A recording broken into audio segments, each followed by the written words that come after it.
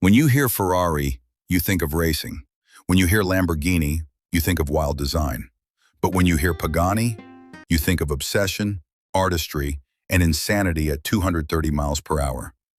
This isn't just a car company, it's the life's work of one man who left Argentina with a dream, a toolbox, and no backup plan.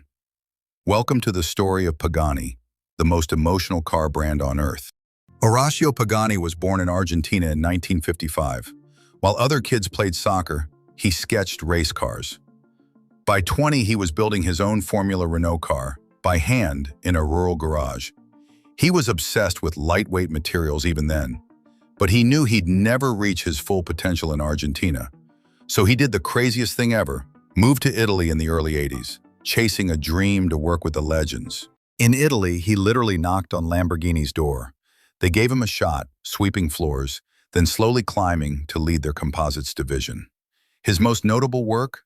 The Countach Evolucion, the first Lambo to use carbon fiber, a one-off, light, brutal, ahead of its time. But Lamborghini wasn't sold on carbon yet. Pagani asked for an autoclave. They said no, so he bought his own, with a loan. That's when he knew. It was time to build his own car. In 1991, Horacio founded Modena Design, supplying carbon fiber parts to Ferrari, Ducati, and even Formula One teams. But in secret, he was crafting something more, something personal, a car that wasn't just fast, it was art on wheels. In 1992, Pagani Automotive was born, and so began the 7-year journey to create what many still call the greatest hypercar ever made. In 1999, Pagani launched the Zonda C12 at the Geneva Motor Show, and everyone lost their minds. Mercedes-AMG provided the engine, a 6.0-liter V12 with German muscle and Italian flair. But it wasn't just about power. The Zonda had details carved from titanium, hand-woven carbon fiber, aerospace engineering. It looked alien, sounded demonic.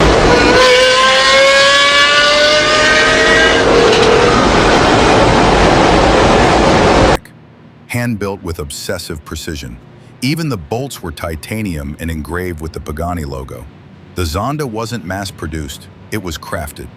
Pagani built fewer than 150 Zondas over 12 years, and each one, unique. Variants like the Zonda F, Zonda Cinque, and the absolutely bonkers Zonda R pushed the envelope further. No two were alike, they were limited, loud, legendary. In 2011, Pagani unveiled the successor, named after the Andean god of wind, Huayra. Where Zonda was raw and brutal, the Huayra was smooth, sculpted, and packed with wild tech.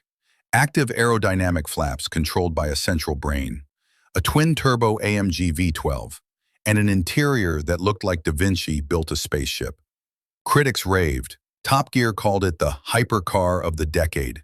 Jay Leno couldn't stop smiling, and still, every bolt, every gauge, every leather stitch, handmade in Modena. Even the key was shaped like a tiny sculpture of the car. Pagani doesn't chase trends, it sets them, at its own pace. While other companies rush to electrify, Pagani stays loyal to the V12, with AMG building custom engines just for them. Every Pagani takes months to build. Customers choose their colors, materials, stitching, like commissioning a mechanical painting. Pagani isn't a car company, it's a sculptor that happens to make machines that do 230 miles per hour. In 2022, Pagani unveiled its third act, the Utopia.